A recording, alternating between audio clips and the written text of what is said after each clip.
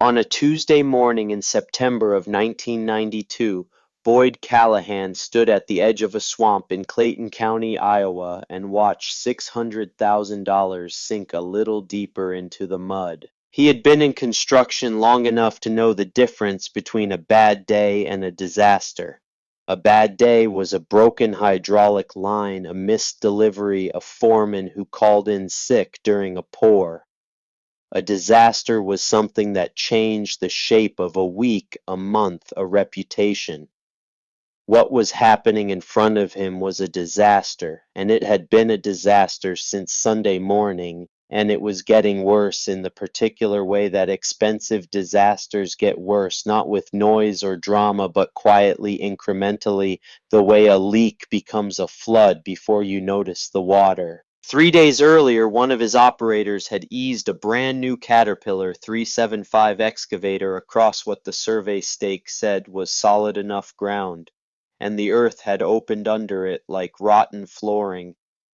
The machine went down so fast the man in the cab barely had time to kill the engine and climb out. By the time they got him clear, the excavator was buried to the cab, the tracks gone, the belly swallowed the whole thing, sitting in the black muck like it had been dropped from the sky and pinned in place. Every hour since then it had settled a little more.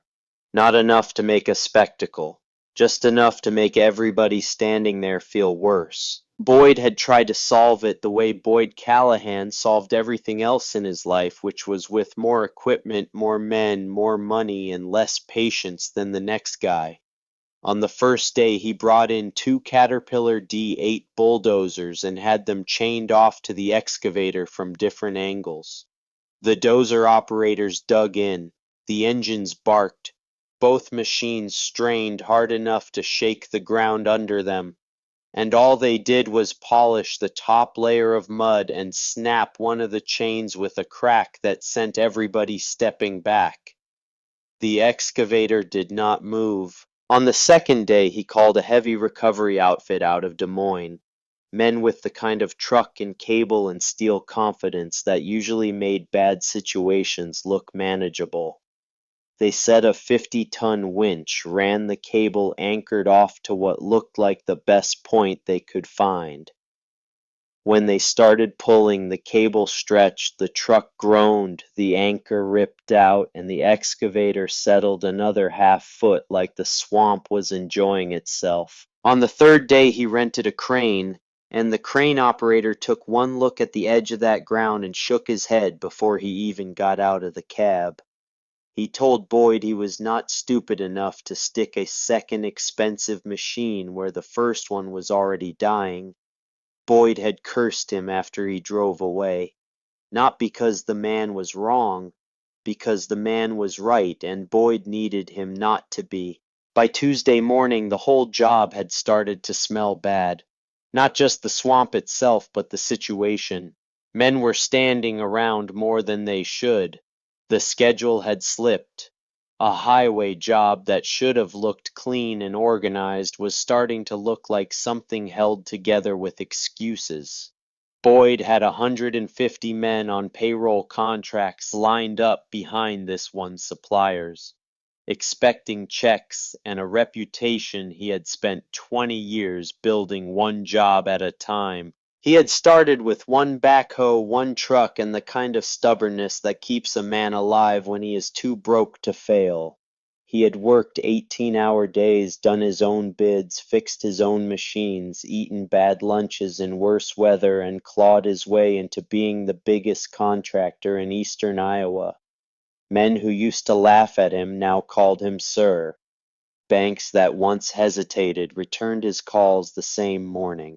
He was not used to standing still while a problem sat in front of him and refused to be solved. What made it worse was that everybody around him had started using the careful tone people use when they know the answer is getting ugly. An engineer asked if they could helicopter the machine out. Boyd asked if he had $15,000 an hour to burn and a sky crane hidden somewhere nearby. Another suggested draining the swamp. Boyd asked with what and for how long and whether he planned to explain to the state why a road project was now a waterworks project. Somebody muttered something about insurance. Boyd almost laughed at that one. Insurance did not cover operator error, and somewhere in some office there was fine print waiting to say exactly that. He stood at the edge of the water with his hard hat pushed back and mud drying on his boots and one hand on his hip and the other rubbing the back of his neck. He had stared at the excavator so long over 3 days that he knew every angle of it now. The yellow paint was streaked brown. The cab glass was filmed over. The boom sat at a useless slant one side lower than the other as if the machine itself had finally given up trying to save face. He had men who would have walked through fire for him and engineers with degrees framed on office walls, and none of them had gotten that machine to move 1 inch. That was the moment an old man came through the fence line on the east side of the property. A few of the crew turned to look. Boyd barely did. He figured it was one more neighbor coming by to see what expensive failure looked like up close. There had been no shortage of those over the past 3 days. Rural people did not need tickets when something went wrong nearby. They just showed up and watched. The man was wearing worn overalls and a jacket that had seen enough seasons to have earned some respect. Mud was on his boots, from his own field, not from the job site. His face had the particular quality of men who have spent 50 years outside, not soft, not bitter, just weathered down to what was essential. He moved without hurry. He did not look at the crew. He looked at the swamp. Boyd knew who he was at least enough to place him. Wendell Greer. He owned the farm along the tree line to the east. Boyd had dealt with him once 2 years ago over a fence line adjustment after a survey. Wendell had not raised his voice during that conversation. He had walked the line himself, measured it with his own tape, shown Boyd the numbers, and resolved the matter in a single morning. Boyd had remembered him afterward as easy to deal with. What he had not understood at the time was that easy to deal with and right were two different things, and that Wendell had been both. And that the difference between those two descriptions was the difference between what Boyd had taken away from that morning and what had actually happened. Wendell stopped a few feet from Boyd and looked at the excavator for a long moment without saying anything. Then he said, "Morning." Boyd gave him a short look. "Morning." Wendell kept his eyes on the machine. "I am not visiting." Boyd was in no mood for country politeness. "Then what are you doing here?" Wendell looked at him with the same steadiness he had brought to the fence line conversation 2 years before. "Watching you boys lose a fight." He paused. "I might be able to help." Boyd stared at him. "You might be able to help." Wendell nodded once. "I think I can pull it out." The words landed in the air between them and just hung there. One of the engineers nearby looked down at his boots. Somebody farther back let out a breath that tried to become a laugh before the man caught it. Boyd looked at Wendell. Then he looked past him at the farm on the other side of the fence. Then he looked back. "With what Wendell said, my steamer." Boyd felt the laugh come before he wanted it. It came out tired and sharp and meaner than he intended, but he did not stop it because he did not have the energy to manage his reactions anymore, and because the alternative was admitting he had no better answer. He turned to the nearest two crew members and repeated what the old man had said loudly enough for a dozen people to hear it. "He has a steam engine from before the First World War, and he wants to pull out a 60-ton excavator that two bulldozers and a recovery winch could not move." One of the men grinned. Another shook his head. Boyd looked back at Wendell. "Sir, I have got real equipment here. I have engineers. I have had specialists on this site for 3 days. Wendell said looks that way. He said it simply without sarcasm, without the particular edge of a man enjoying someone else's trouble. He said it the way you say something that is plainly true and that you have no interest in embellishing. Boyd stared at him for a moment. Then he said that machine weighs 60 tons. I know what it weighs. My steamer is a Case 1912. 110 horsepower. 22 tons. Your bulldozers had more horsepower than that. Wendell looked at the swamp. Horsepower is not your problem. That got Boyd's attention in a way he did not want to admit. He folded his arms. No, your problem is grip. Your problem is the kind of pull that does not come in a hurry.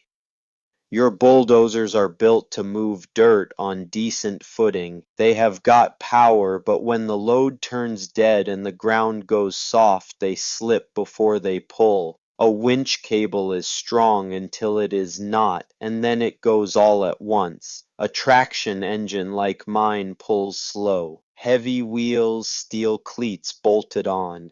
A lot of torque. It does not need to be fast, it just needs to keep going. Boyd heard the words. What he felt first was irritation, not curiosity. He had spent 20 years getting to a position where he did not need to be lectured on job sites by men in work clothes from a different decade. He said, I appreciate the education. Wendell looked at him directly. You have had 3 days. You have already tried the things a man tries first. Your next answer might not look the way you expected. That line landed harder than Boyd wanted it to, not because it was clever, because it was true, and he could feel how true it was in his chest right next to the place where his pride lived. One of the engineers shifted beside him and said quietly, At this point, Frank. Boyd did not look at him. His name was not Frank. The engineer was not wrong. He looked at the excavator in the swamp, then he looked at Wendell Greer. Then he said, if that thing falls apart out there or makes this worse, I am not cleaning up the mess. Wendell said understood. Boyd waited for him to say something else. He did not. He simply turned and walked back toward the fence line without hurrying. No sales pitch, no look over his shoulder. He went back the way he had come, as if the matter had been settled and he had places to be. Boyd stood there and watched him go. Around him the sight was quiet in a way it had not been quiet before. Not the heavy silence of 3 days of failure. Something different. A waiting. One of the younger laborers came up beside him and said, You really going to let him try? Boyd kept his eyes on the excavator. He said, I am really going to let Tuesday keep embarrassing me, apparently. He got a small laugh. He had not expected it, and it did something to the air that he did not have a name for. Now let me tell you about Wendell Greer, because Boyd Callahan was not the first man to underestimate him, and he would not be the last. And the reasons why start not in 1992, but in 1912, the year that a man named August Greer walked into an implement dealer in eastern Iowa and spent every dollar he had saved in 4 years on a machine that most people in that county had never seen up close. August Greer was Wendell's grandfather. He had farmed 280 acres in the northeast corner of Clayton County since the turn of the century. Bottomland and upland mixed, the kind of operation that required you to understand the difference between what ground looked like and what it was. The surface of a field could lie to you. It could look firm in September and swallow a horse to the knee in the same spot come April. A man who farmed that kind of land for long enough either learned to read it, or he spent his life being surprised by it, and August Greer was not a man who intended to be surprised. He paid $3,200 for the Case steam traction engine in the spring of 1912. That was more money than some farms in Clayton County were worth at the time. His wife did not say much about it after the first conversation. She knew her husband well enough to know when a decision had been made, and when it was still being made, and this one had been made before he spoke it out loud. The machine arrived on a flat car, and August drove it home at its own pace, which was the only pace it had, slow and deliberate and entirely indifferent to how long anyone had been waiting. He spent the first summer learning it. The second summer he was using it for threshing runs, for stump pulling for the jobs on the farm, and on neighboring farms where horses were not enough and men got tired before the work did. He learned what it could do in soft ground. Not from a manual, from the ground itself, from putting the machine on wet earth in April and feeling what happened and then adjusting and feeling what happened again and adjusting again until he understood the relationship between the weight on the drive wheels and the grip of the steel cleats and the kind of slow, steady pull that moved dead weight through mud without spinning out or snapping a cable. That knowledge did not exist in any document August owned. It existed in him. It moved from him to his son Harlan the same way most real knowledge moves, not through instruction, but through proximity and repetition, through years of standing beside a man who knows what he is doing and watching until you can feel it in your own hands. Harlan Greer farmed alongside his father through the 20s and 30s and took over the operation fully after August died. He kept the machine running the way August had kept it running, carefully and with full attention, because he understood what August had understood, which was that a machine maintained is a machine that can work, and a machine that can work is a machine that can be called on when nothing else will do. Harlan taught Wendell the same way August had taught him, not by explaining, by doing and by letting the boy watch, and then by standing back and letting the boy do it himself while the man watched. Wendell learned to read soft ground before he learned to drive the machine. He learned what a field looked like when the subsoil was saturated even if the surface appeared dry. He learned how to press his boot heel into the earth and feel the water moving beneath the crust. He learned things that did not have names and could not be written down and that had never appeared in any manual published by any equipment company in the United States. He learned them because Harlan showed him, and Harlan knew them because August had lived them, and August had understood them because he had spent years asking the ground questions and paying attention to what the ground said back. Harlan died in 1965. Wendell was 46 years old. He had been farming the land for 20 years by then, and knew it as well as he knew anything, but the machine sat in the shed after that.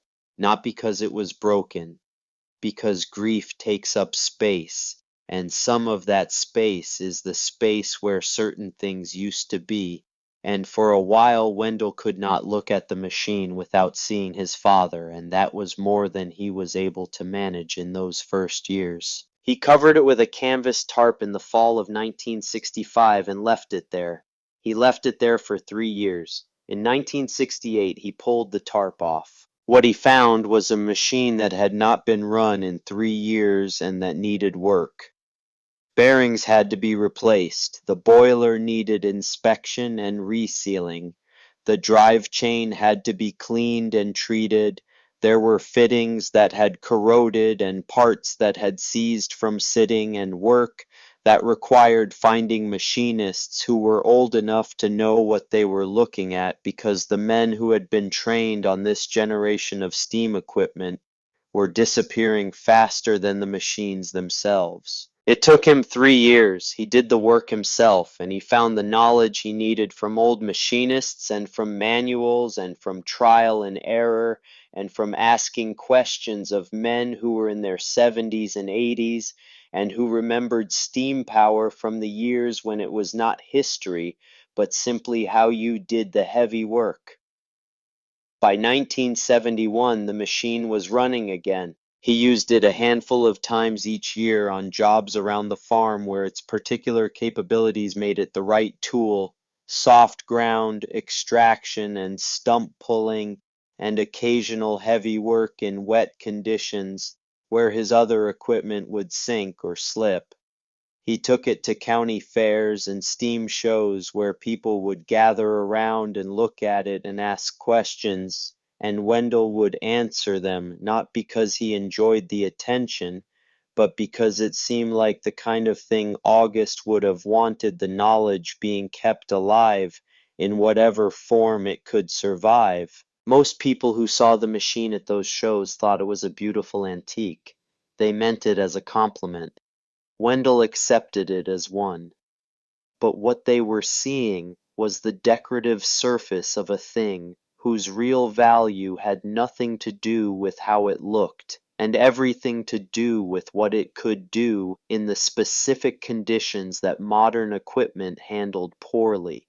He did not try to correct that misunderstanding. It was not the sort of thing you could correct in a brief conversation at a county fair. In 1988, 4 years before Boyd Callahan's excavator went into the swamp, Wendell's son Cody came to him with a proposition. Cody was 39 years old. He had grown up on the farm but had not stayed on. It had gone to college, had taken a job in Waterloo, had built a life away from the land that was good and solid and had nothing to do with steam engines or soft ground or any of the things his father spent his time understanding. He came to the farm in the fall of that year for a weekend, and he sat at the kitchen table with the directness of a man who has rehearsed the opening of a conversation and wants to get to it before he loses his nerve. He said there was a collector in Wisconsin who was looking for a case 1912 in running condition. He had made some inquiries after seeing the machine at a county fair. The offer was $15,000, which was more than the machine would fetch at auction, and more than it had cost when August bought it new. Cody said it was a good offer. He said the money would be real and the space in the shed would be useful.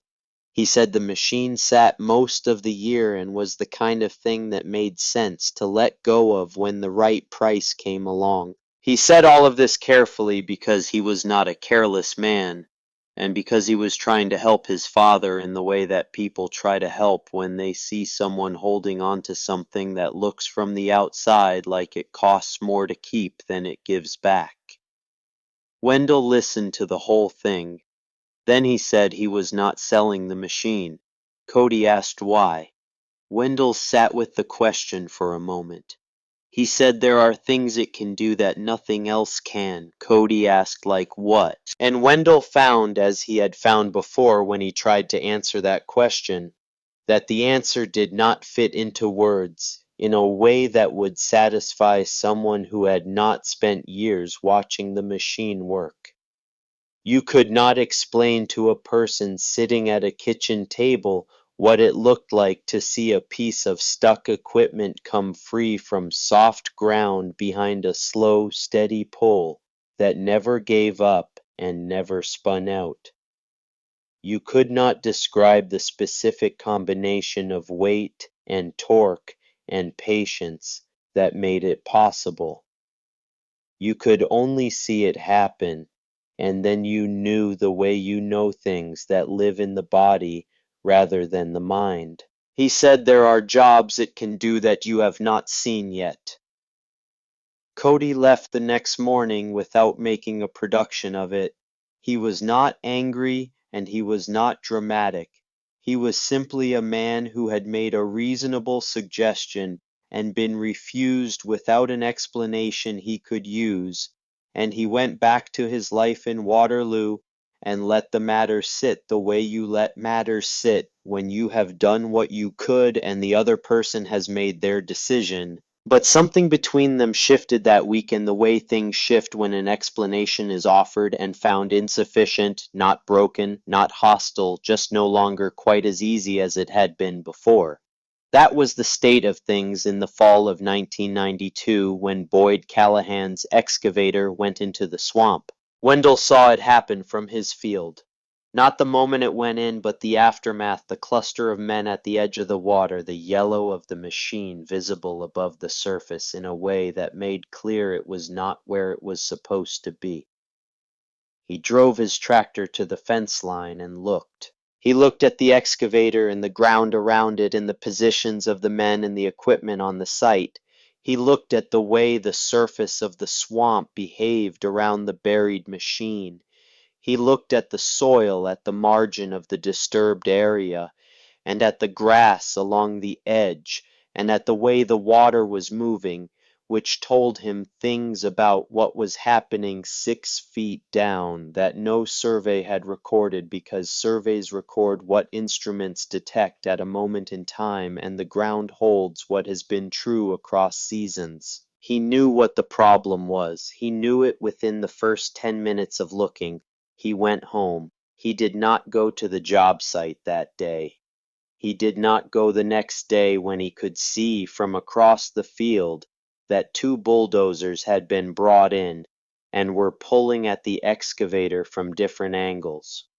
He could see from the movement of the men and the way the cables were positioned that what they were doing would not work, and he watched them not work until the light went, and then he went inside. On the second day, the winch truck came, and he watched that from a distance too. On the third day, the crane arrived and left without attempting a lift. That was when Wendell walked through the fence. Have you ever had an answer to something and held it back, not out of cruelty, not out of indifference, but because you understood that some men need to come to the end of the things they trust before they are ready to consider the things they do not yet know about? There is a particular patience in that, a particular kind of respect for the way people have to arrive at the edge of their own certainty before they can see past it. Wendell Greer had spent 73 years living with the machine that the world had passed by and then occasionally unexpectedly needed. He had learned how long to wait before offering it. He had been wrong about the timing before, had offered too soon, had watched men dismiss what he was saying before they were ready to hear it, and he had learned from that. 3 days was the right amount of time. 3 days was when the serious options had been tried and the silly ones were starting to be considered, and the man in charge had reached the particular combination of exhaustion and embarrassment and desperation that made him capable of hearing something he would not have heard on day one. Boyd Callahan had reached that place by Tuesday morning. Wendell could see it in the way the man was standing at the edge of the water, the specific posture of someone who has run out of better ideas and is waiting for something to change before he has to admit that out loud. So Wendell went through the fence and walked across the site and stood beside him and looked at the swamp and said, "Morning," and Boyd Callahan laughed at him in front of 50 men. Wendell absorbed the laugh the way he absorbed most things, without expression, without visible reaction. He had been laughed at before. Not always for the same reason, but the experience of being dismissed publicly was not unfamiliar to a man who had spent 20 years maintaining a steam traction engine in a world that had moved on to diesel and hydraulics and electronics and had very little patience for anyone who had not moved along with it. He waited for Boyd to finish. Then he said what he needed to say. Then he turned and walked back through the fence. He had his own work to do. That afternoon he went to the shed and pulled the tarp off the case. He checked the boiler. He checked the water level and the oil and the drive chain and all the things he checked every time before he asked the machine to work. He lit a small fire in the firebox to check the draw and let it burn for an hour, and then banked it and left the machine warm. He ate dinner alone, the way he ate most meals since his wife had passed, at the kitchen table with the window that faced east, and he could see the lights of the job site across the fields, the portable lights they had set up to work into the evening, their glow flat and yellow against the September dark. He sat there for a while after dinner. The machine was in the shed. It was ready, or it would be ready by morning if he started the boiler properly. He had done this before, smaller versions of it, a stuck combine in a wet field, a grain truck off the shoulder of a county road after an April rain, a bulldozer that had gone too close to a creek bank during a drainage project on a neighboring farm, and found what happens when you ask too much of saturated soil. Each time the machine had done what August had believed it would do, and what Harlan had demonstrated, and what Wendell had learned through 30 years of working it in the specific conditions for which it had been built. But those jobs had been private affairs done at dawn, or in the back corner of a field with one or two witnesses and no audience. What was waiting across the field was something different. 50 men, an engineer with a degree and opinions, Boyd Callahan, who had built the largest construction company in eastern Iowa, and was not going to let himself be corrected quietly. If the machine worked, it would work in front of all of them. If it did not work, that would happen in front of all of them too. Wendell sat with both possibilities at the kitchen table in the light from the window. He was 73 years old. His knee was worse than it had been the previous fall. The platform of the case was 6 feet off the ground, and the ladder was 3 iron rungs bolted to the rear axle housing, and getting up it at 73 was not the same as getting up it at 50. He thought about Cody, not about the conversation exactly, not about the $15,000 or the collector in Wisconsin or the specific words that had been spoken at the kitchen table 4 years ago. He thought about his son, the way you think about a person when you understand that something between you is unresolved and you do not know how to resolve it without the other person being present, which they are not, which they have not been for a long time in any way that counted. Cody had looked at the machine and seen something that was taking up space and not giving enough back. He had not been wrong about the numbers.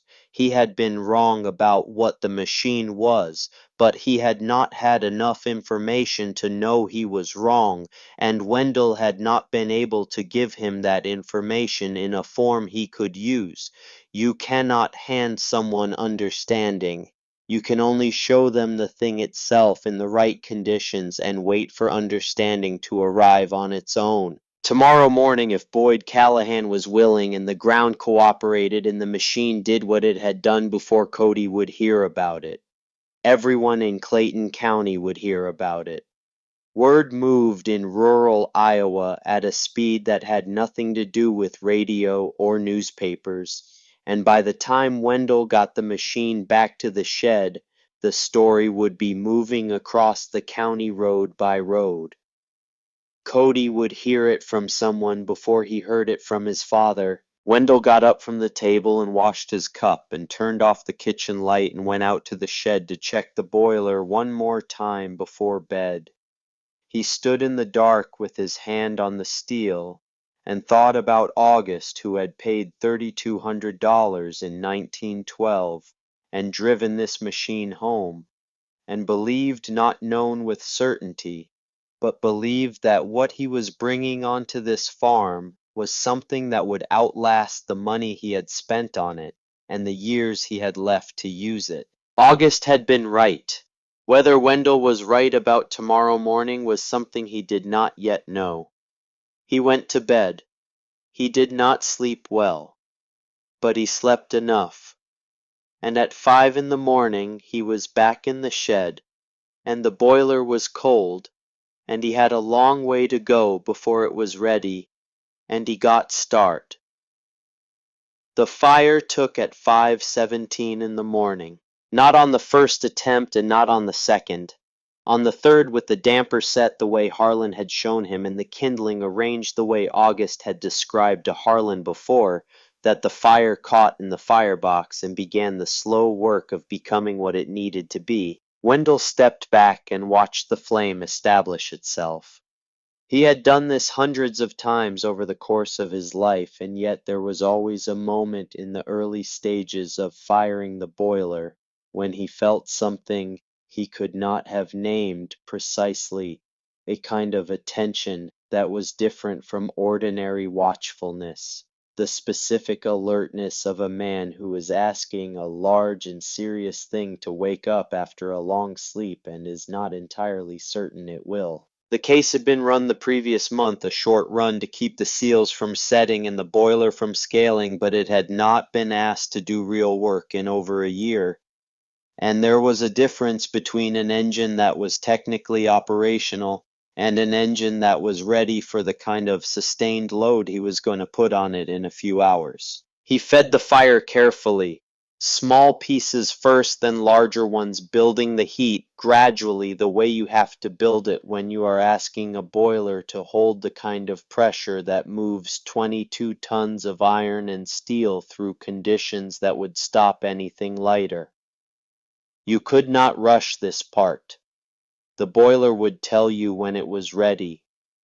It did not care about your schedule. Wendell had learned that from Harlan, who had learned it from August, and it was one of those things that sounded like patience, but was actually something more specific than patience. It was respect for the physics of the thing. A machine this old had a way of making clear through the behavior of its pressure gauge, and the sound of its relief valve, and the particular quality of the steam it released, whether it was genuinely ready or just superficially willing, and those were not the same condition, and only one of them was safe to work with. He sat on a wooden stool near the firebox and watched the pressure gauge and listened to the machine, and let the morning move around him.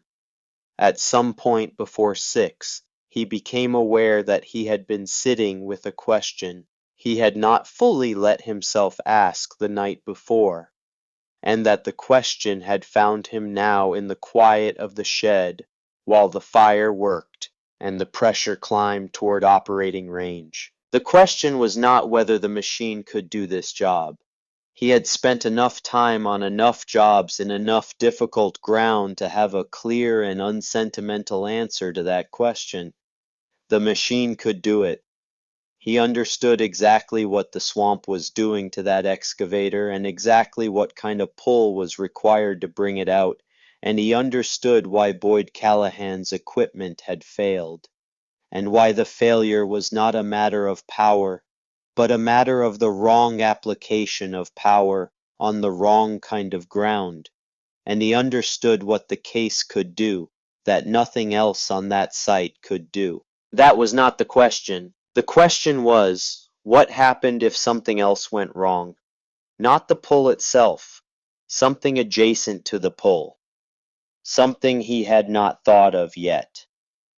At 73 years old, his knee was unreliable in a way it had not been 5 years ago, and the platform of the machine was 6 feet off the ground, and the ladder was iron and narrow, and if his footing went wrong at the wrong moment, the best possible outcome was that he hurt himself in front of 50 men and did not get the excavator out. The worst possible outcome started from there and grew progressively less pleasant. He sat with this for a while, then he thought about Harlan. Not a specific memory, just the presence of his father, the way certain people remain present to you after they are gone, available in a form that is not quite thought and not quite feeling, but something between the two that you can access in quiet moments, if you let yourself go still enough. Harlan had done this work. August had done this work. Men older than Wendell was now had fired this boiler and climbed to that platform and done jobs in worse conditions than a swamp in September in Clayton County, Iowa. And they had done those jobs because they knew what the machine could do and they trusted what they knew. Wendell did not think of himself as a man who operated on faith. He thought of himself as a man who operated on knowledge and experience. But sitting in the shed at 6 in the morning with the fire building and the pressure gauge beginning its slow climb, he recognized that the line between the two was thinner than he usually admitted. What August had had when he paid $3,200 for a machine that cost more than some farms was not certainty. It was something older and more durable than certainty.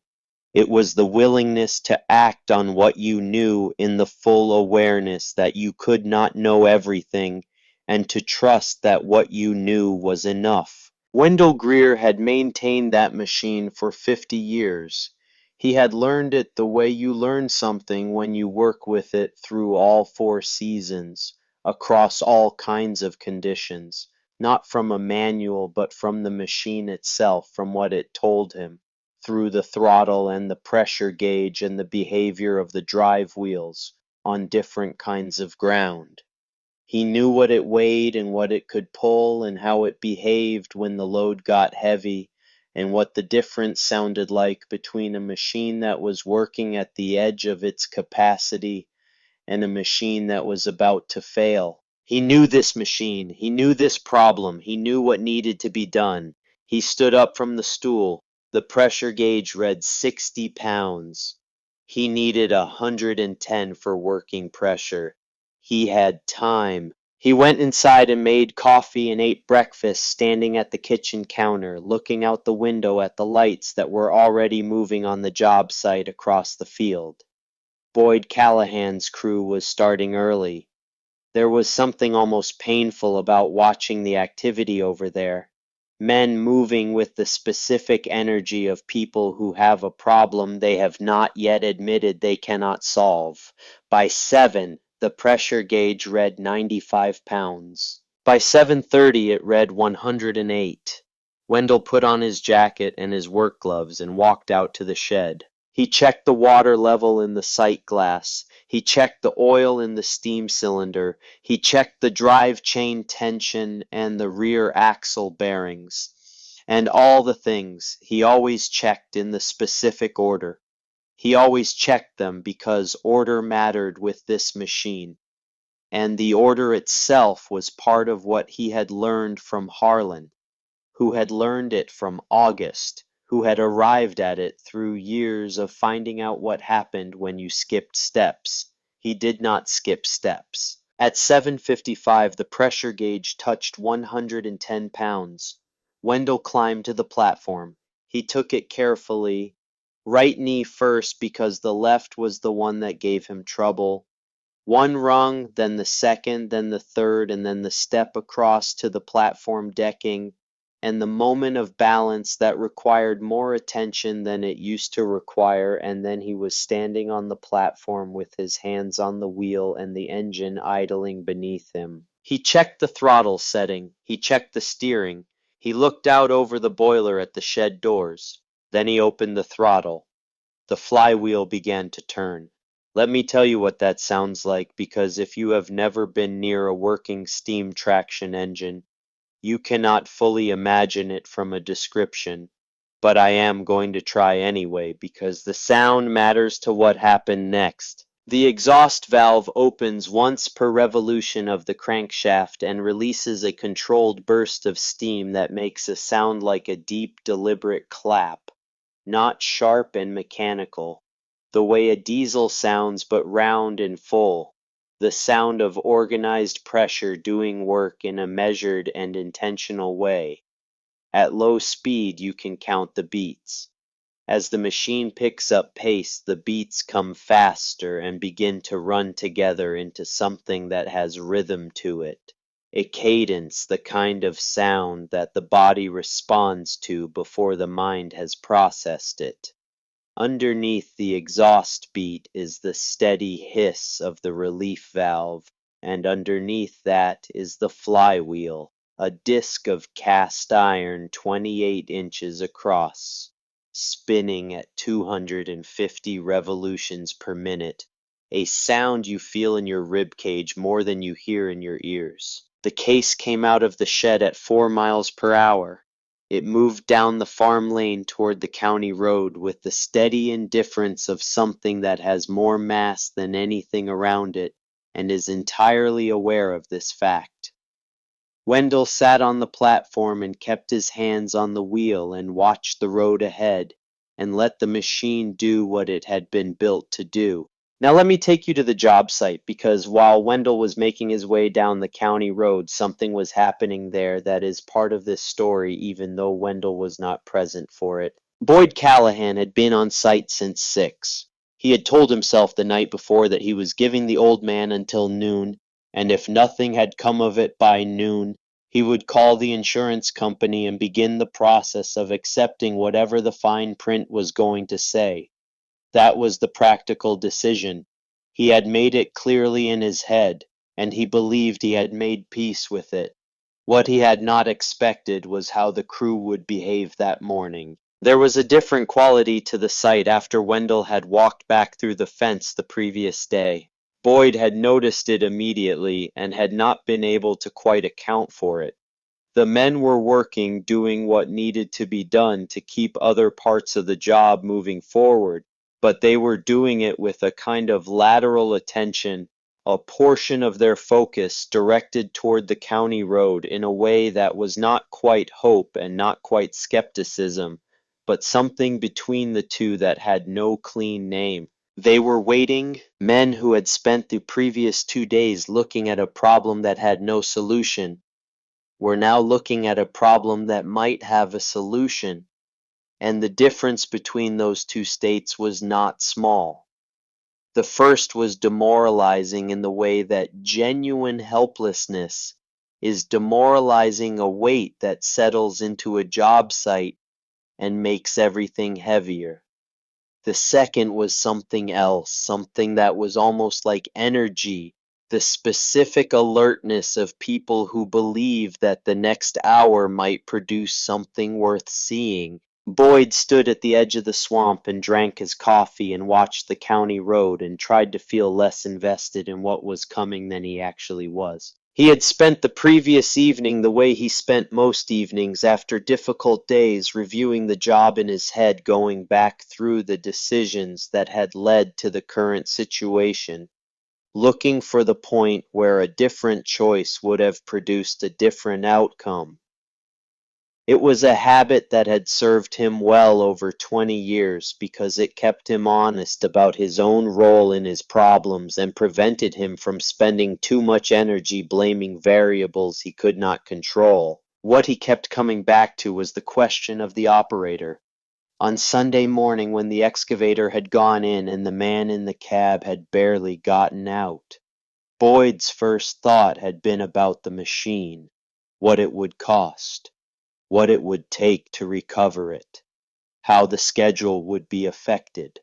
He had walked to the edge of the water and looked at the yellow paint of the cab above the surface and run numbers in his head. He had not asked about the operator until one of the foremen mentioned that the man was all right and had been sent home. Sent home.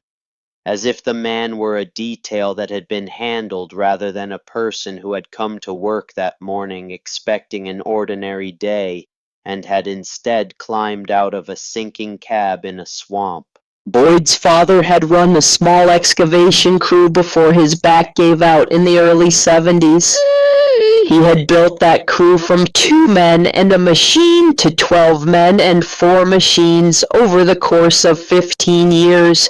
And the thing he had been most insistent about, the thing he repeated to Boyd when Boyd was young and starting to understand what work meant, was that the machines could always be replaced, the men could not. Boyd had said those same words to younger foremen over the years. He had said them with genuine conviction because he believed them. He had believed them on Sunday morning when the excavator went in, and he had thought first about the machine and last about the man. He did not enjoy sitting with that.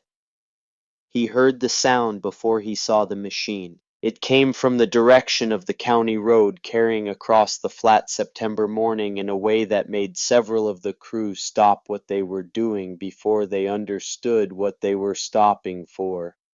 The sound was not sharp, and it was not modern, and it did not belong to anything that was supposed to be on this job site.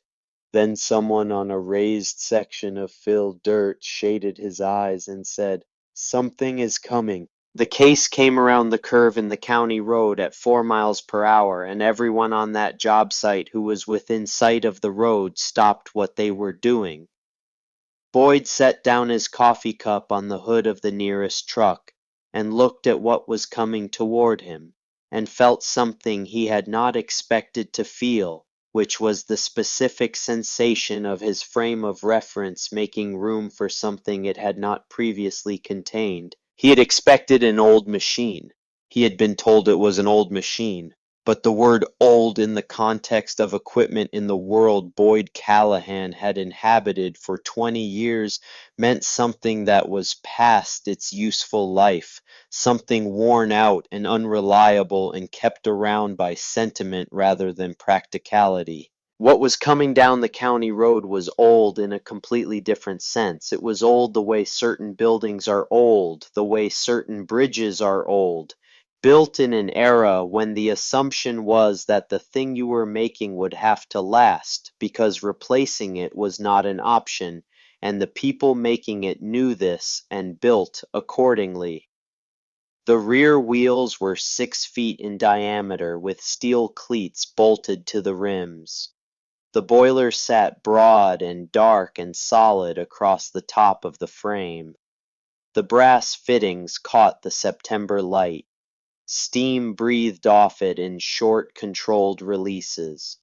The whole machine moved with the authority of something that had been built before anyone started apologizing for weight. One of the younger laborers said under his breath, "That thing is a beast." Another one said, "I thought he meant some little parade rig." Boyd said nothing. His eyes stayed on the machine. Wendell brought it to a stop on the firmest ground available about 200 feet from the edge of the swamp. He set the brake. He made several adjustments to the controls, with the specific economy of a man who does not waste motion because he has done this enough times that there is no motion left to waste. Then he climbed down from the platform in the careful way of a man who respects a 6-foot drop and knows his own knee. He walked toward the swamp without looking at Boyd or at any of the crew. He walked to the edge of the disturbed ground and stopped and looked at the swamp and the excavator and the relationship between the two with the same unhurried attention he had brought to the fence line visit the previous day. He pressed his boot heel into the soil at the margin of the disturbed area. He looked at the grass along the edge and at the way the surface of the swamp moved in the area around the buried machine. He crouched down and pressed his palm flat against the earth and held it there without speaking for almost a full minute. Boyd watched all of this from 20 feet away. He had hired engineers who moved faster than this. He had hired specialists who arrived with instruments and assessment protocols and produced written reports within the hour. He had spent 3 days watching capable men apply modern methods to this problem with confidence and without result. He watched Wendell Greer press his palm into the ground at the edge of a swamp and hold it there in silence, and something in the quality of that action, in the unhurried certainty of it, made Boyd understand for the first time since Sunday morning that the category of activity he was watching was different from what had come before. Not in its sophistication, but in its nature. The engineers had been measuring things. Wendell was reading something. Have you ever watched a person work and understood, before they had done anything that could be pointed to as evidence that they were going to succeed? Not because of optimism and not because of calculation, but because of something in the way they inhabited the task, the specific quality of attention they brought to it. The absence of the performing competence that most people cannot fully suppress when an audience is watching. There is a difference between a man who knows what he is doing and a man who is demonstrating that he knows what he is doing, and Wendell Greer was so completely the first of those things that the second possibility did not occur to Boyd until later when he was trying to understand what he had seen. Wendell stood up from the ground. He walked back toward the machine and had a short conversation with his own memory, by which I mean he stood still for a moment and looked at the excavator from this new angle, and then looked at the ground between the machine and the stuck equipment, and then looked at the angle of pull that would be required, and all of this happened in his face in a way that was visible if you knew what to look for, which Boyd was beginning to learn. Then he went to the rear of the case and began uncoiling the chain. Each link of that chain was thick as a man's wrist. The chain had the dark worn finish of old steel that has done real work for a long time, the color that comes not from age but from use, from the repeated application of force and the friction of work, and the particular patina that accumulates on something maintained and used rather than simply preserved. One of the engineers on the site spoke up. He said, "We snapped a cable rated for 50 tons. Wendell looked at him. That cable was cable. He lifted a section of the chain and let it fall into his hand. This is chain. Different animal. The engineer said it can still break. Wendell said anything can break. Question is, how it behaves before it does." He gathered the chain over his shoulder and walked to the edge of the swamp. Boyd said, "You are not going out there alone." Wendell did not stop walking. "I have done this before." He went into the water at the edge of the disturbed ground, and he moved through it with the deliberateness of a man who has been in worse. The mud was chest high in places. He moved through it without hesitation and without performance, finding his footing, testing before he committed his weight, making his way toward the excavator with the patience of someone who understands that the correct speed for this task is slower than your instincts want it to be. Boyd watched from the edge. He had sent men into worse situations than this. He had done it himself in his early years when there was no one else to send. He had watched operators work in conditions that would have sent office men back to their trucks. He was not a man who scared easily, and he was not a man who romanticized physical courage. But watching a 73-year-old man wade chest-deep through a September swamp with a chain over his shoulder, moving with a calm that seemed to have nothing to do with bravery and everything to do with the simple decision that this needed to be done, and he was the one who understood how to do it. Boyd felt something that he recognized after a moment as respect. Not the performance of respect, the actual thing. Wendell reached the excavator. He did not attach the chain to the first available point. He worked his way around the accessible portions of the buried machine, feeling with his hands along the frame in the murky water, finding what he was looking for, with the confidence of a man who knows the anatomy of stuck equipment, the way a doctor knows the anatomy of a body.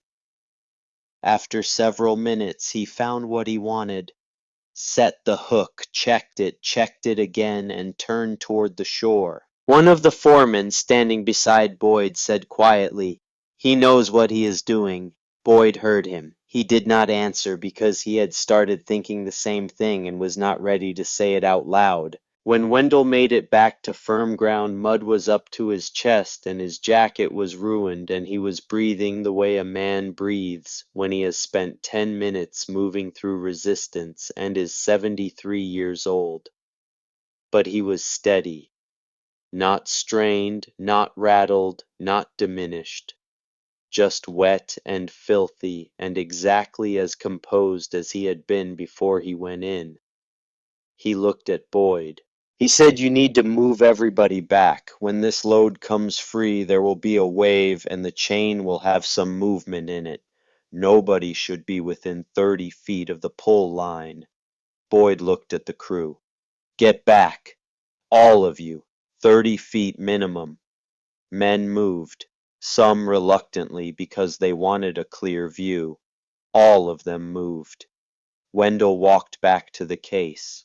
He climbed to the platform, right knee first left to follow the step across the moment of balance. He stood on the platform and looked down the length of the chain toward the excavator, reading the angle of pull, making a small adjustment to the position of the machine, moving it forward perhaps 4 feet to change the geometry of the connection. The way you adjust a pull angle when you want the force directed to lift slightly as well as forward, giving the stuck machine the best possible chance of rolling up and out of the seat it had settled into rather than being dragged straight back through the bottom of the hole. Nobody watching would have known why he moved 4 feet forward. Boyd did not know.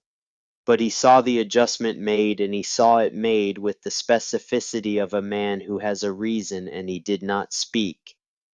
Wendell checked the pressure gauge. 110 pounds. Right where it needed to be. He put one hand on the throttle. The site went quiet in a way it had not gone quiet in 3 days. Not the heavy silence of failure and frustration. A different silence. The silence of 2,000 people watching something and not wanting to interfere with it by making noise. There were 50 people on that job site, not 2,000, but the silence had that quality anyway.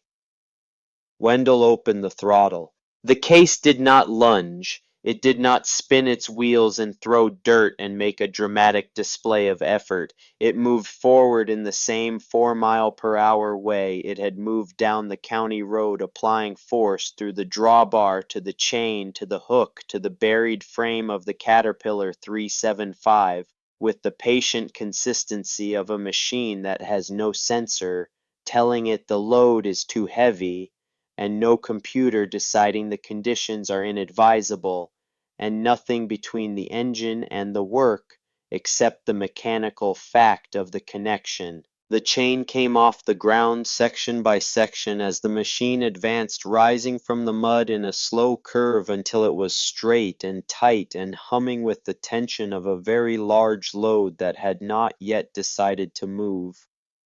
Nothing happened for a long moment. Boyd was standing 32 feet from the pull line, which was 2 feet more than he had told his men to stand back because he was the one who had told them, and he was not going to stand closer than he had told them to stand.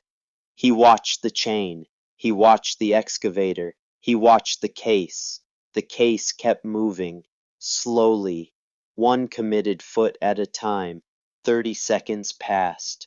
The cab of the excavator shuddered. It was so small a movement that Boyd almost convinced himself he had imagined it. A tremor, a vibration, the kind of thing you see when you have been staring at something for a long time and want to see it move. Then the boom arm shifted. One of the younger laborers said loud enough to hear, "Did it move?" Nobody answered because everyone who had heard the question was already looking to see. For a long second the excavator seemed to argue with the earth that had been holding it for 3 days. Then the front of the machine lifted barely 2 inches, but it lifted and the mud around the buried body changed in the way that mud changes when the suction that has been holding something begins to lose its grip. The sound that came from the crew then was not a cheer. It was something prior to a cheer, the involuntary noise that people make when something they were not certain of becomes certain, the sound of disbelief in the process of becoming belief. Wendell did not look back. He did not pause to assess the reaction. He stayed on the machine and kept his attention on the chain and the ground under the drive wheels and the position of the excavator as it began finally to come. Boyd took a step forward without meaning to. Then he stopped himself. He stood on the gravel at the edge of the cleared area and watched the old man on the old machine do what 3 days of modern equipment had not done, and he felt something move through him that he would spend several years afterward trying to find the right words for. What he felt first was relief. The excavator was coming out. The week was not lost. What he felt second was something harder to name, a kind of interior rearrangement, The sensation of a belief that has been load-bearing in your thinking for a long time beginning to shift under the weight of evidence it cannot support. Boyd Callahan had built his company on the conviction that newer was better, that more expensive meant more capable, that the answer to any construction problem was a combination of sufficient modern equipment and sufficient horsepower and sufficient expertise applied with sufficient confidence. That belief had been correct often enough that he had stopped examining it. It had become, without his noticing, less a conclusion drawn from evidence and more a premise he carried into situations before he had examined them. He was watching the premise fail in real time, and the thing that was replacing it was not a different theory. It was a specific old man on a specific old machine doing a specific job that required not more power but different power, not more technology but deeper knowledge, not more confidence but a more accurate understanding of what the problem actually was. That was what the engineers and the specialists and the winch truck and the bulldozers had not had. Not the machine, the understanding. Cody Greer arrived at the site at 9:47 in the morning. He had been at his desk in Waterloo when a neighbor of his father's had called him. The neighbor was a man named Arvid Tolan, who farmed the section east of the Greer place and who had been watching the whole business from his own property for 3 days, and who had called Cody the way neighbors call the children of older farmers when something is happening that the children should probably know about. Arvid told him his father had walked onto Boyd Callahan's job site the previous afternoon, and told them he could pull the excavator out with the case, and that Boyd Callahan had laughed at him in front of the whole crew, and that this morning the old machine had come down the county road and was presently in the process of doing what Arvid was fairly certain it was going to do. Cody had listened to this without saying much. Then he had told his secretary he would be out for the morning and gotten in his truck and driven to Clayton County.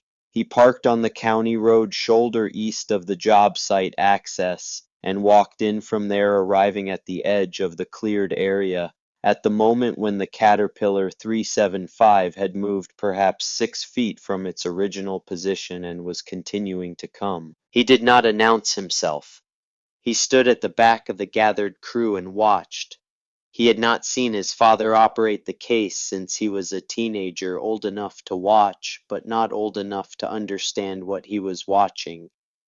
What he had seen then was an old machine doing farm work, pulling stumps and moving heavy things, the kind of work that his father's other equipment could have done less efficiently, and that the case did well enough that his father preferred it for those particular jobs. What he was watching now was different. Not different in kind from what he had seen as a teenager, but different in the way that things become different when you see them in context, when the scale of the problem they are solving is visible, and the alternatives have already been tried and failed in full view of everyone present. He watched his father on the platform of the case, 73 years old, hands on the wheel, face forward, attending to the machine and the chain and the ground with the kind of concentrated calm that comes from knowing exactly what you are doing in conditions that have beaten everything else on the site. He watched the excavator come free. Not all at once. In stages, the way a heavy thing comes free from 3 days of suction, inch by reluctant inch, the swamp releasing its hold in sections, mud falling away from the undercarriage in thick black sheets. One track emerging, and then more of the frame, and then the whole buried body of the machine beginning to rise as the pull continued. Cody stood in the back of the crowd and did not make a sound. He was thinking about a conversation that had happened 4 years ago at his father's kitchen table, and about a $15,000 offer from a collector in Wisconsin, and about the words he had said on that occasion, and the words his father had said back, and about the gap between what he had seen when he looked at the machine in 1988 and what he was seeing now. In 1988, he had seen an old piece of equipment that sat in the shed most of the year and was getting harder to find parts for and made more sense to sell than to keep.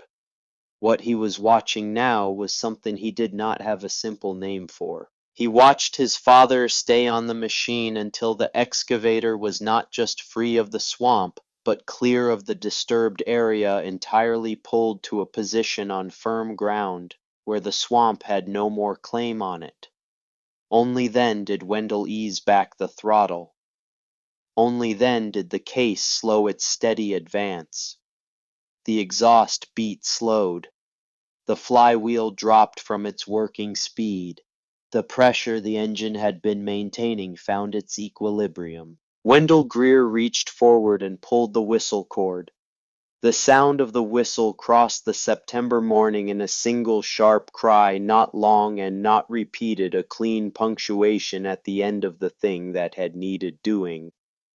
The crew came apart. Men who had been holding themselves still for the better part of an hour let go of that stillness all at once. The noise was not polished or organized or the kind of cheering that happens at events with an audience.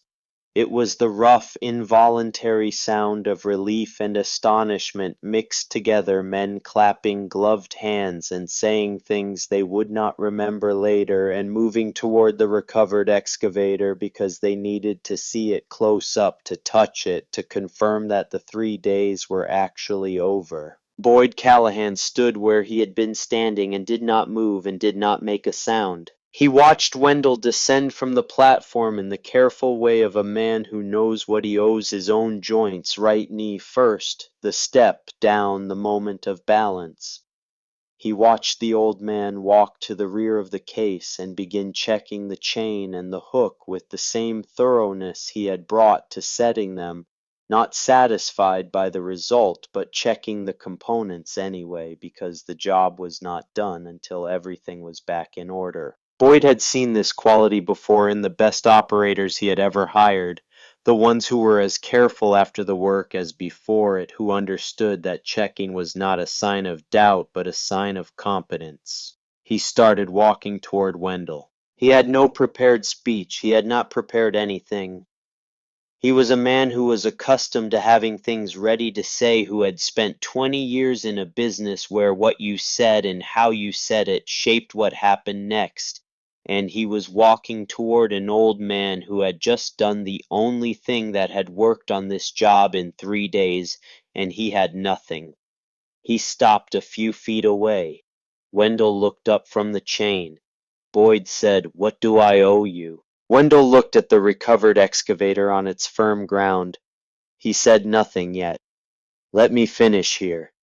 He went back to the chain. Boyd stood and watched him work and waited, and the crew celebrated around them, and the swamp was quiet where the excavator had been, and somewhere on the county road east of the property, a truck was parked with a man named Cody Greer standing beside it, watching the job site from a distance and not yet deciding whether to go in. Wendell finished with the chain in his own time. He checked each link along the recovered section, not because he expected to find damage, but because that was how you finished a job with this equipment, the same way you finished it when you started it, with full attention to every component that had carried the load.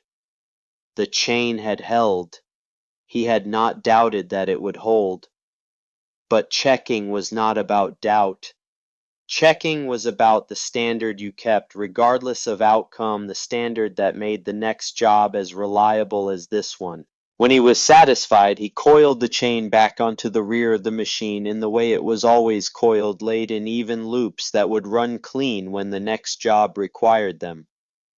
He wiped the hook with the rag from his jacket pocket. He checked the drawbar mounting. Then he looked up and found Boyd Callahan still standing where he had been standing. The crew was moving around them, men drifting toward the recovered excavator, others beginning to return to the parts of the job that had been waiting 3 days for this moment to pass. The noise of celebration had moved from its first involuntary peak into something quieter and more sustained. The particular sound a job site makes when a crisis has lifted and the energy of relief is converting itself back into the energy of work. Boyd said, "What do I owe you?" Wendell looked at him. "A donation to the Clayton County Historical Society. They help me keep the engine running." Boyd stared at him for a moment. "That is what you want." Wendell said, "That is what I want." Boyd said nothing for a few seconds. He looked at the case. He looked at the chain coiled on the drawbar. He looked at the excavator on its firm ground 50 yards away. He was doing the calculation that people do when a debt presents itself in an unexpected form, when what is owed cannot be simply quantified, and the terms of repayment say something about the person asking for them. He said, "How much of a donation?" Wendell said, "What do 3 lost days cost a man like you?" Boyd exhaled slowly through his nose. He said, "Close to $60,000 by the time it ripples out." Wendell thought for a moment. He said, "Give them 10." Boyd looked at him. 10,000.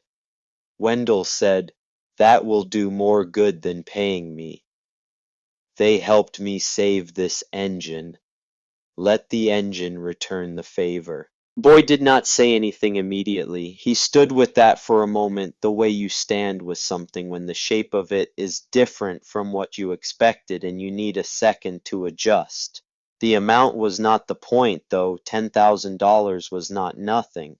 What required adjustment was the form of it, the direction of the payment, the fact that Wendell Greer did not want what Wendell Greer had earned to end with Wendell Greer. Boyd reached into his jacket and found his checkbook. He wrote the check against the hood of the nearest truck. He did not look at the amount again before he tore it out. He handed it to Wendell. Wendell took it. He looked at it once. He folded it and put it in his jacket pocket with the same unhurried care with which he had done everything else that morning. His expression suggested that he trusted paper somewhat less than he trusted iron, but was prepared to make an exception on this occasion. "Boyd said I was wrong about you when you came over yesterday. I said things in front of my crew that I should not have said." Wendell looked at him steadily. He did not wave it off. He did not say, "Forget it," or say that no offense had been taken, because offense had been taken, and they both knew it. And the honesty of acknowledging that was the only thing that made what Boyd was saying worth saying. He said yes. Just that. The single syllable of a man who accepts an acknowledgement for exactly what it is, not more and not less. Boyd stood with the weight of it. He had spent 20 years in a business where what you projected mattered as much as what you produced, where the impression you made on a job site was part of the product, and he had learned to manage that impression with considerable skill. He was not skilled at standing in front of a man he had wronged, and accepting the simple uncomfortable fact of having been wrong without finding a way to soften it or redirect it or cover it with something more comfortable. He said, "You were right about the ground. You were right about the pull. You were right about everything you said." Wendell said, "I know." Boyd almost smiled. Not because it was funny, because it was the most direct response available, and Wendell had given it without hesitation, and there was something almost restful about a man who did not perform modesty he did not feel. Boyd said, "I want to come by your farm tomorrow, if you are willing. I want to understand what you knew that my people did not." Wendell looked at him for a moment. He said, "All right." Then he turned and climbed back to the platform of the case. Right knee first. The step across. The moment of balance. He stood on the platform and opened the throttle, and the machine came alive again with its deep, deliberate voice and began the slow turn back toward the county road. Men stepped aside to watch it go. Some of them raised a hand. Some of them just watched. The sound of it carried across the site as it moved away, the exhaust beat counting its steady cadence, getting farther and slower, sounding as the distance increased, not disappearing quickly the way a truck engine disappears, but fading with the patience of something large that has no reason to hurry. Boyd watched it go. He watched it until it reached the county road and turned north and was gone from sight, and then he stood for a while longer, looking at the place where it had been, the way you look at a place where something significant has happened, when the significant thing has already moved on, and all that is left is the ground. Then one of his foremen appeared at his shoulder and said, "We can wash her down and do a full inspection of the undercarriage by this afternoon." Boyd said, "Do it. I want every fitting, every line, every track link looked at before she works again." The foreman said, "Yes, sir." He paused. "Hell of a thing." Boyd looked at the excavator. "Yeah," he said. "Hell of a thing."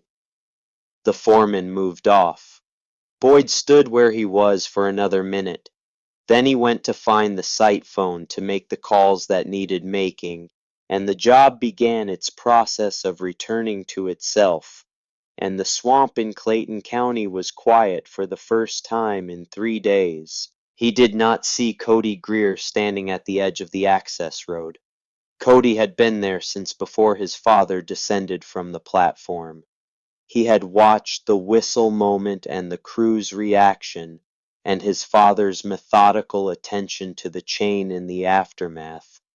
He had watched Boyd Callahan walk toward Wendell, and the short exchange that followed, and then the case moving away down the access road. He had not gone in. He was not sure why he had not gone in, except that something about walking into that crowd and presenting himself as the son of the man who had just done what he had just done felt complicated in a way he was not yet ready to navigate.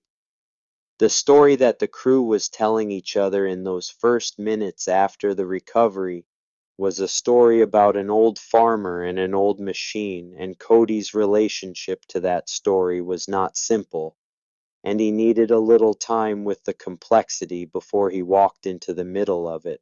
He drove home to Waterloo instead. He told himself he would call his father that evening. He did not call that evening. He got home and ate dinner and sat in his living room and found that the call he had intended to make was harder to begin than he had anticipated. Not because he did not know what he wanted to say, but because what he wanted to say had a shape that was unfamiliar to him, and he was not certain he could give it the right words on a telephone. He drove to Clayton County the next morning. He arrived at the Greer farm at 8:30, which was late enough that his father would have been up and working for 3 hours already. He parked in the lane and walked toward the machine shed, following the sound of the case running at idle, which told him where his father was before he could see him. Wendell was beside the machine with a rag and an oil can, working his way around the fittings in the post-job sequence he had done after every working run for 50 years. He looked up when Cody appeared in the shed doorway. He did not look surprised. He said, "Morning." Cody said, "Morning." He walked into the shed and stood near the front of the machine. He looked at the case, the way he had looked at it as a child, from the perspective of someone who understood that the machine was significant without fully understanding the nature of its significance. The difference was that he was not a child anymore. He said, "I was there yesterday." Wendell kept working. He said, "I know. Arvid called me. Cody said I should have gone in. Wendell said you went when you were ready." Cody stood with that for a moment. It was the kind of thing his father said, sometimes a statement so direct that it left no room for the self-reproach he had been carrying since the previous morning, not because it absolved him, but because it was accurate, and accuracy was more useful than absolution. He said I did not know it could do that. Wendell set down the oil can and looked at his son. He said, "You never asked." 4 words, the same 4 words he had been carrying in some form since 1988, since the conversation at the kitchen table and the collector in Wisconsin, and the $15,000, and the morning Cody had driven back to Waterloo without finishing his coffee. He had thought about saying those words many times in the 4 years since. He had not found the occasion that felt right. Yesterday had made the occasion. Cody heard them the way you hear something when you have been partly expecting it for years, and it is still harder to receive than you thought it would be. Not hard in the way of being wounded, hard in the way of being true. There is a specific weight to a true thing when it arrives in the right moment after a long wait. He said, "You are right." He looked at the machine. He looked at the boiler and the flywheel and the drive wheels with their steel cleats and the drawbar where the chain had been coiled the previous day. He looked at all of it the way you look at something when the category it belongs to in your mind has just been reclassified. He said, "Will you show me how it works?" Wendell looked at him for a moment. Then he said, "Come back Saturday. We will start from the beginning." He picked up the oil can and went back to work. Cody stood in the shed for a little while longer. He put his hand on the side of the boiler, not because he intended to, but because it was there and the impulse came before the thought. The steel was warm from the idle running. It had the particular warmth of old iron that has been working, different from the warmth of sun-heated metal, something more internal than that, the warmth of a contained process that had been asked to do something and had done it. He took his hand off the boiler and walked back to his truck and drove to Waterloo. That afternoon Boyd Callahan pulled into the Greer farm. He drove up the lane slowly and parked near the barn and sat in his truck for a moment before getting out the way a man sits before a conversation he has prepared for and is not certain the preparation was adequate. He got out and walked toward the shed. Wendell was cleaning the last of the chain, working each link with a wire brush and a cloth. He looked up when Boyd appeared, set down the brush, and waited. Boyd said, "You said you would be willing to talk." Wendell said, "I said all right. Come in." Boyd came into the shed. He stood near the front of the machine and looked at it with the eyes of a man who has spent the past 24 hours revising his understanding of something he thought he understood.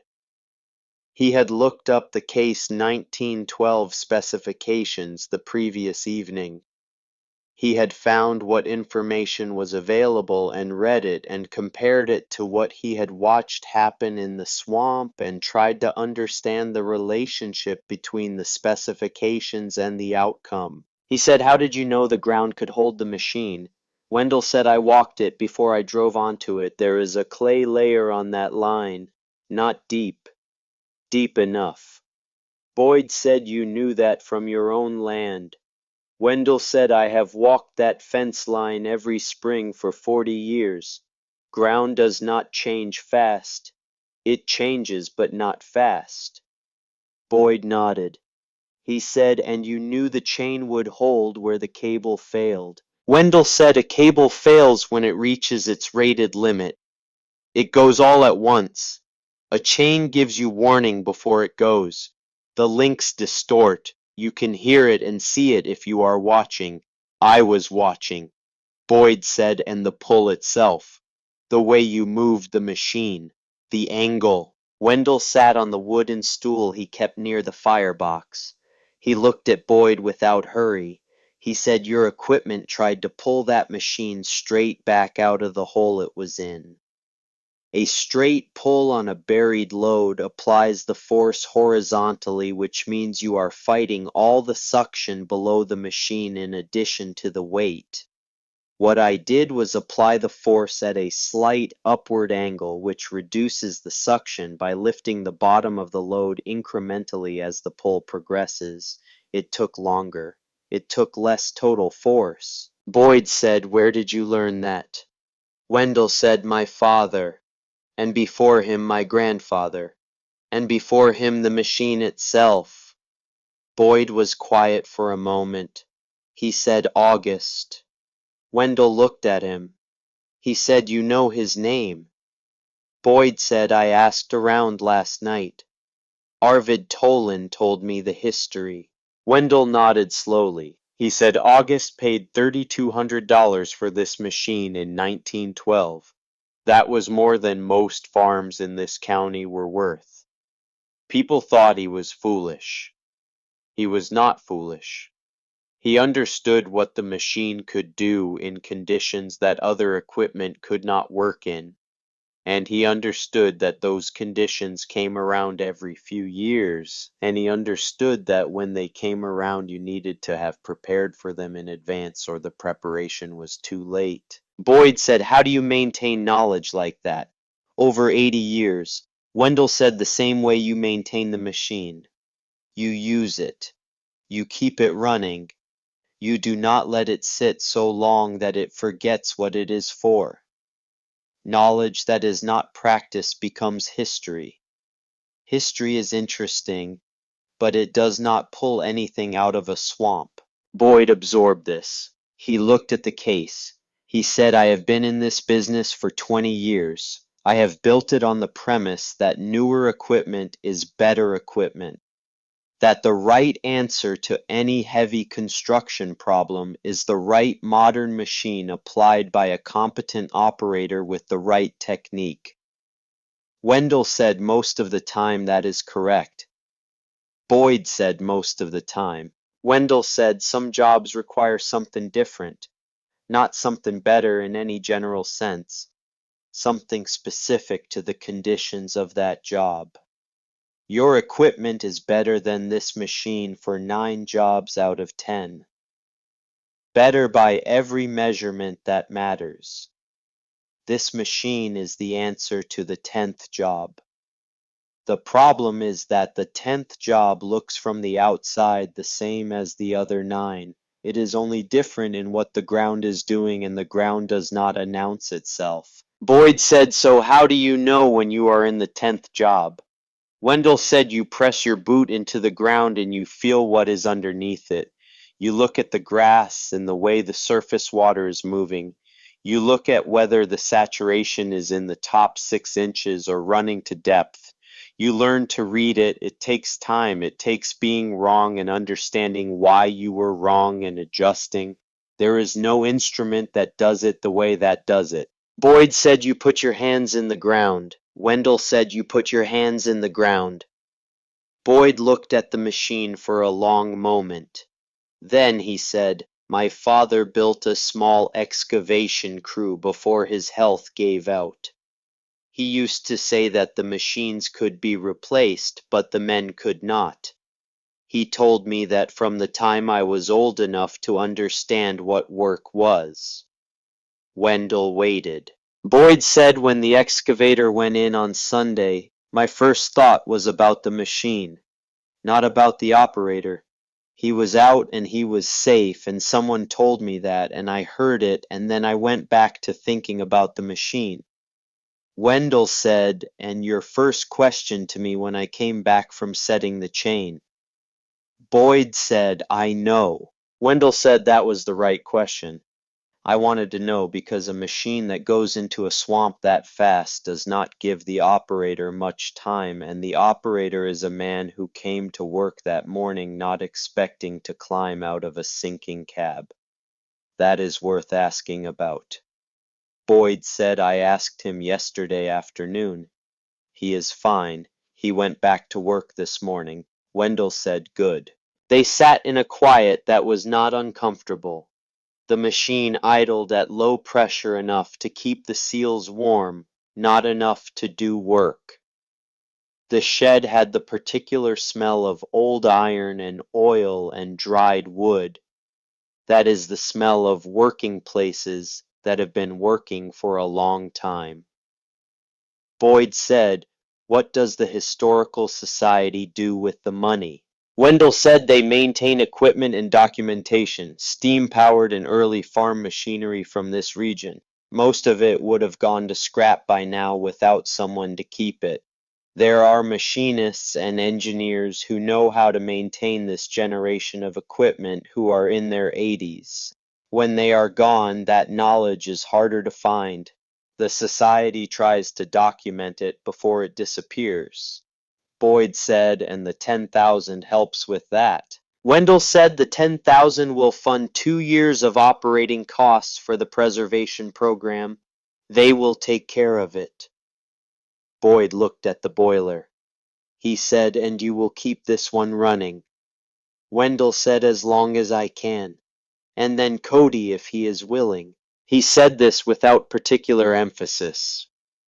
But Boyd heard what was underneath it, the specific weight of a hope that had not yet become certainty, the thing that a father carries when a relationship with a child has been strained and is beginning carefully to find its way back. Boyd said he was there yesterday, at the site. Arvid told me this morning. Wendell said I know. Boyd said he stayed until it was done. Wendell said yes. He said it the way a man says a thing when the saying of it is enough and there is nothing he wants to add to it.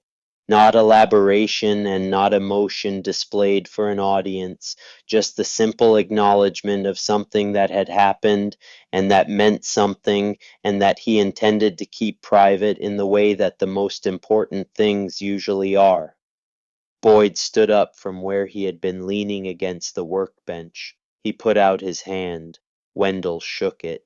They did not say anything else that needed to be said. Boyd went back to his truck and drove to the job site, and Wendell went back to the chain. Saturday came. Cody arrived at 7 in the morning, earlier than his father had told him to come. He found Wendell already in the shed with the boiler at working pressure. He looked at the machine for a moment, and then he looked at his father.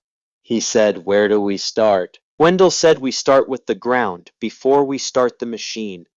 Before we talk about the pressure gauge or the throttle or the chain, we start with how you read the earth before you put anything heavy on it. He handed Cody a pair of work gloves and walked him out of the shed into the farm lane to a section near the fence where the soil had been disturbed the previous spring and had settled differently than the ground around it.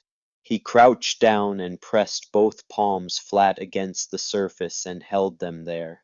He said, "Feel the difference between this and the ground 6 inches to the left." Cody crouched beside his father. He pressed his hands against the earth the way Wendell had shown him, first in one place, then in the other. He was quiet for a moment. He said, "This patch is softer, or the water is closer to the surface." Wendell said both.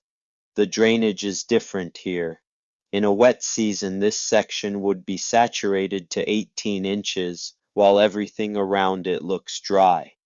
If you drove a heavy machine across it without testing it, you would lose the machine." He stood up. He pressed his boot heel into the same spot and showed Cody how the surface responded differently than the firm ground nearby. He said August learned this from working the bottomland. It floods in wet years.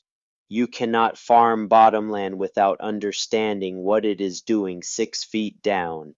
He showed my father, and my father showed me, and now I am showing you. This is the beginning of it. Everything else comes after. Cody looked at the ground. He was 43 years old and had a job in Waterloo and a life that had nothing to do with bottomland or steam pressure or the behavior of saturated subsoil. He was also the fourth generation of a family that had worked this particular land, and standing in the farm lane on a Saturday morning, with his father crouching over the earth, he felt the weight of that in a way he had not allowed himself to feel it before. He said, "How long did it take you to learn this?" Wendell said, "I am still learning it." You do not finish learning the ground, you only get better at the questions. They spent the morning in the field. Wendell showed him how to read the surface water, how to look at the way grass lay in certain conditions, how to press his hands into the earth in different places and compare what he felt. He showed him the section of the lower field where the clay lens ran the same formation that had allowed the case to cross the swamp margin safely the previous day. In the afternoon they went back to the shed and Wendell began showing him the machine, not the controls first, the boiler first, how to fire it and tend it, and what the pressure gauge was telling you at each stage and why the sequence of steps mattered and what happened when you skipped one of them.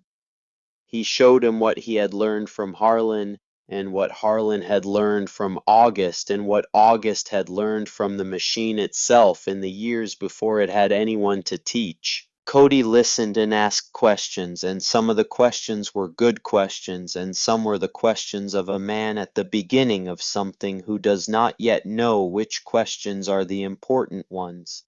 And Wendell answered all of them with the same patience he had brought to the job site, and to the conversation with Boyd, and to every conversation he had where the subject mattered and the person asking was willing to learn. By late afternoon the boiler was at working pressure and Cody sat on the platform for the first time. He had been on the platform once as a child lifted up by his father to see the view too young to remember it clearly.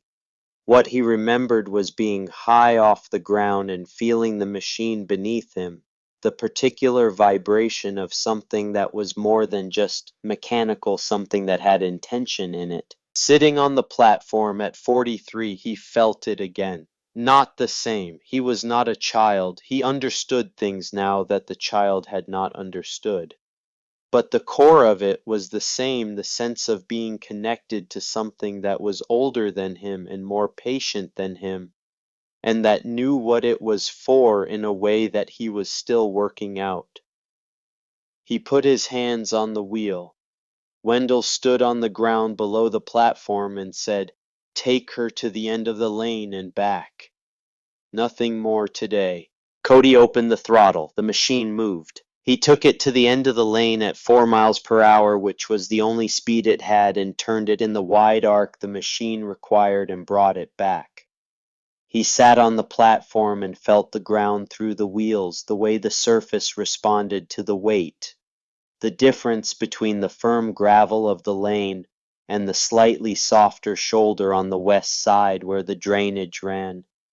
He felt things he did not yet have words for and understood that the words would come later if he kept at it the way all the important knowledge came. He brought it back to the shed and shut the throttle and sat on the platform for a moment after the engine had settled. He climbed down, right knee first, the step across the ground under his boots. He stood beside his father and looked at the machine. He said, "I should have asked sooner." Wendell said, "You are asking now." That was all he said. It was enough. It was in the particular way of things between fathers and sons that have been a long time finding their way back to each other exactly enough. Now let me tell you about the years that followed, because this story does not end in 1992 and it does not end in a machine shed on a Saturday afternoon, and the way it continues is part of what makes it worth telling. Cody came back the following Saturday and the Saturday after that. Through the fall of 1992 and into the winter and the following spring he came when he could some weeks more than others, and Wendell taught him what he knew in the same way he had learned it himself slowly, and by making mistakes and correcting them and asking questions and receiving answers that were sometimes words and sometimes demonstrations and sometimes just his father standing back and letting him work through it. By the end of the following summer, Cody could run the machine. Not the way Wendell ran it, not with 50 years of accumulated knowledge in his hands, but well enough to do the work well enough to know what he did not know, which is the honest beginning of competence. The Clayton County Historical Society used Boyd Callahan's $10,000 to fund 2 years of their preservation program. Boyd sent a personal check for an additional $5,000 the following December, which he did not announce, and which the society learned about through their accounting rather than through any statement from Boyd. They used it to hire a retired machinist named Gus Wallner, who was 81 years old and knew more about maintaining early 20th century steam equipment than any man still working in eastern Iowa. And Gus spent 3 years documenting that knowledge before his hands got too unsteady to demonstrate it. What he documented did not capture everything. It could not. But it captured more than would have existed otherwise, and what it captured was used for years afterward by people who needed it. Wendell died in the spring of 2001. He was 82 years old. He had farmed his land until the previous fall, when the combination of the knee and the winter had convinced him that some of the heavier work was better left to Cody, who had by then begun spending more weekends on the farm and had started talking seriously about what it would mean to come back. At his funeral, the case was in the parking lot of the Lutheran church, fired and idling at low pressure steam, breathing off it in the cold April morning. Cody had fired it before dawn and driven it the 8 miles from the farm at 4 miles per hour, with the truck following on the road behind him. The neighbors who saw it go by on the county road knew what it meant before anyone told them. They stood at the edge of the road and watched it pass, and some of them took their hats off. After the service, Cody drove it to the cemetery. The sound of it carried through the April air in the particular way it always carried. The exhaust beat steady and deliberate, the flywheel turning the machine doing what it had been built to do, which was to move forward and keep moving, regardless of what the ground was like underneath it. Boyd Callahan was at the funeral. He stood near the back of the crowd at the graveside and did not speak unless spoken to, which was how he felt the occasion deserved to be observed. Afterward he found Cody near the machine and said, "Your father corrected me in a way I needed." Cody said he had a gift for that. Boyd said he did. He stood for a moment looking at the case. Then he shook Cody's hand and went back to his truck and drove away. In the fall of 2005, the case was approached by a museum in Des Moines that had been building a collection of significant agricultural and industrial machinery from the Midwest. They had heard about the 1992 recovery through the county newspaper archives and through several people who had been there or had known people who had been there, and they traced the machine to the Greer farm and wrote Cody a letter offering $50,000 for it. Cody read the letter at the kitchen table where his father had eaten breakfast for 50 years and where his father's father had eaten breakfast before that. He wrote back thanking them for the offer and declining it. He said the machine was not available and was not likely to become available in the foreseeable future. He fired it up the following weekend with his own son, who was 12 years old and had been coming to the farm since he was old enough to ride in the truck. The boy's name was Harlan. He had been named for the man who had learned the machine from August and taught it to Wendell, the chain of names being one of the ways that families acknowledge what they are trying to keep alive in themselves across generations. Cody showed his son the same things Wendell had shown him in the farm lane: the pressing of the palms against the earth, the reading of the surface water, the boot heel test, the clay lens in the lower field. He showed him slowly and without rushing it, the way you show someone something that matters, giving it the time it deserves. Young Harlan was not immediately patient with the slowness of it. He was 12 and he wanted to sit on the platform and feel the machine move. Cody told him the ground comes first. Always the ground first. He told him what Wendell had told him, that you do not finish learning the ground, you only get better at the questions. The boy absorbed this with the imperfect attention of a 12-year-old and came back the next weekend and the weekend after that, and eventually by the time he was 16, he could press his hands against a field margin and tell you within a reasonable range what the subsoil was doing, which was the beginning of everything. In September of 2015, 23 years after the case had pulled Boyd Callahan's caterpillar out of the Clayton County swamp, another caterpillar went into the same swamp. It belonged to Boyd Callahan's grandson, whose name was Nate, and who was running a section of the same highway project that had been under construction when his grandfather's machine went in. Nate was 30 years old and had grown up hearing the story of 1992 and had been to the Greer farm as a child with his grandfather and had sat on the platform of the case and thought it was impressive the way a child thinks old things are impressive, which is to say, he thought it was large and old and interesting, and then he grew up and forgot most of the details. He had been warned about the swamp. His grandfather had told him specifically the year before Boyd died that the ground along the east margin of the job site was unreliable in wet years, and that the survey stakes were not sufficient guide to what the subsoil was doing, and that before he put heavy equipment in that area, he should walk the margin and test it. Nate had heard the advice. He had not fully believed it because the survey said what it said, and the modern ground-penetrating equipment his company used had not flagged the area as problematic, and he had a schedule to keep. The machine went in on a Tuesday morning in early September. He stood at the edge of the swamp on Tuesday afternoon and looked at the situation and thought about his grandfather and reached for his phone. Boyd was 83 by then and not well, but still sharp and still entirely clear about certain things that had never become unclear to him since the fall of 1992. He answered on the second ring.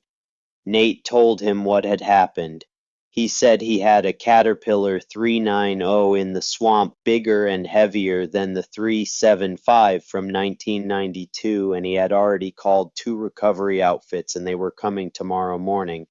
Boyd listened to all of this. Then he said, "Call Cody Greer." Nate said Cody Greer with the steam engine. Boyd said Cody Greer with the steam engine. Nate said, "You are serious." Boyd said, "Call him before you try the recovery outfits." Nate was quiet for a moment. He said, "Grandpa, you warned me about that swamp." Boyd said, "I warned you about more than the swamp." He said it quietly, not with recrimination, not with the tone of a man who enjoys being proven right, with the tone of a man who has spent 23 years carrying a lesson he received at the edge of a swamp from a 73-year-old farmer and is now watching it come back around in a form he would have preferred not to see, but is not surprised by. Nate called Cody Greer. Cody came the next morning with the case on its trailer and his son Harlan, who was 23 now and who had been working the machine alongside his father for 7 years. They unloaded it at the east margin of the job site, and Harlan walked the ground the way he had been taught, pressing his palms flat against the earth at the margin of the disturbed area, reading what was underneath. He found the same clay lens that his great-grandfather had found. Not in the same location, the road project had shifted the geography somewhat, but the same formation, the same reliable footing running at the angle that allowed the machine to approach the swamp without sinking. He showed Cody. Cody nodded. The pull took 2 hours. The Caterpillar 390 was heavier than the 375 and had been in the swamp for a full day longer and required 4 repositions of the chain rather than the 3 that the 1992 job had required. But the principle was the same, and the ground behaved the same way, and the chain held the same way, and the machine did what the machine had been built to do. When it was over and the Caterpillar sat on firm ground, Harlan Greer stood beside the case and looked at the recovery crew and the equipment and the swamp and felt something he recognized from the stories his father and grandfather had told him, a feeling he had never quite believed was as real as they described until he was standing in the middle of it himself. Nate Callahan came over and shook his hand. He said, "Your great-grandfather pulled my grandfather's machine out of this same swamp." Harlan said, "I know. My grandfather told me." Nate said, "My grandfather told me too. I should have listened better." Harlan said, "You called us." That is listening. He said it without condescension, the way a young man says something when he has been taught by people who never used knowledge as a weapon against the people who needed it. The case went back to the farm on its trailer. Harlan drove it into the shed and shut it down and checked the chain and the boiler and all the things that needed checking after a working run.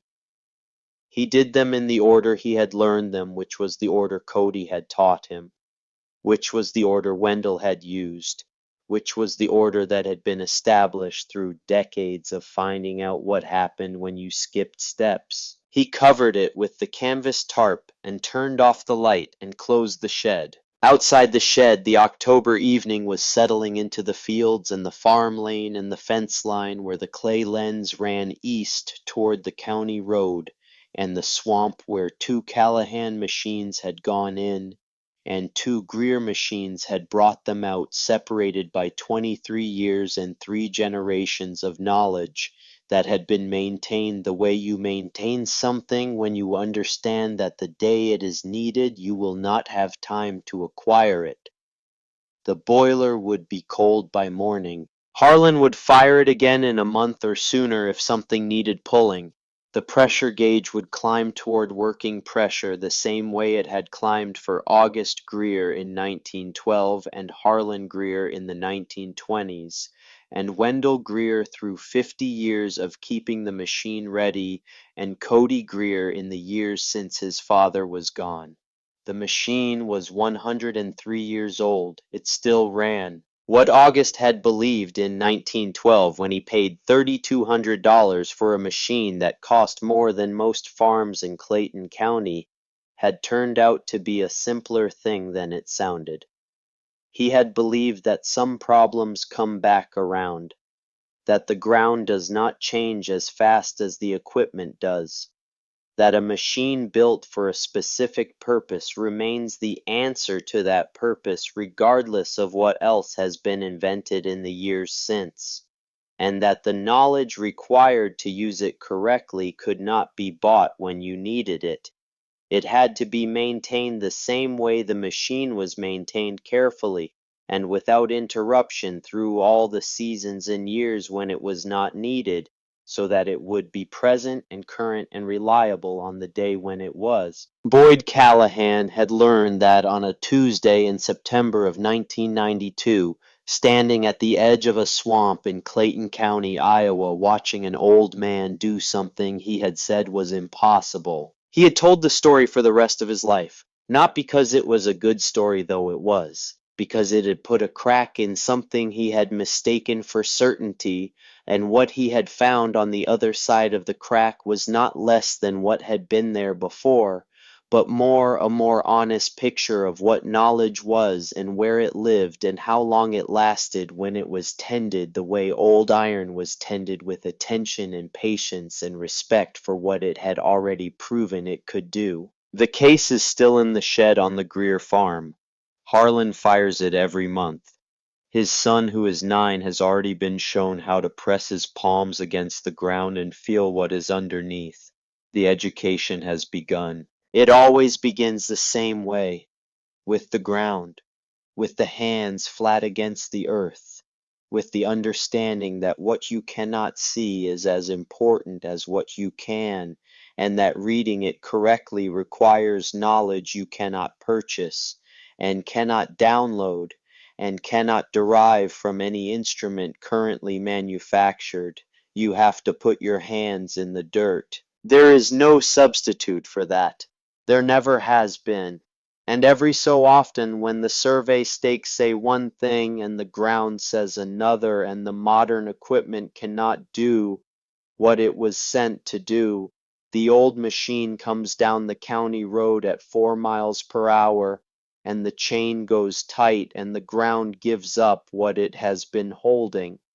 And the knowledge is still there, still current, still accurate, still waiting for the next time it is the only thing that works. What have you kept that the room told you to let go of? What knowledge sits in your hands or in your memory or in the back of your thinking, maintained across years when no one asked for it, ready for the day when everything newer has already failed?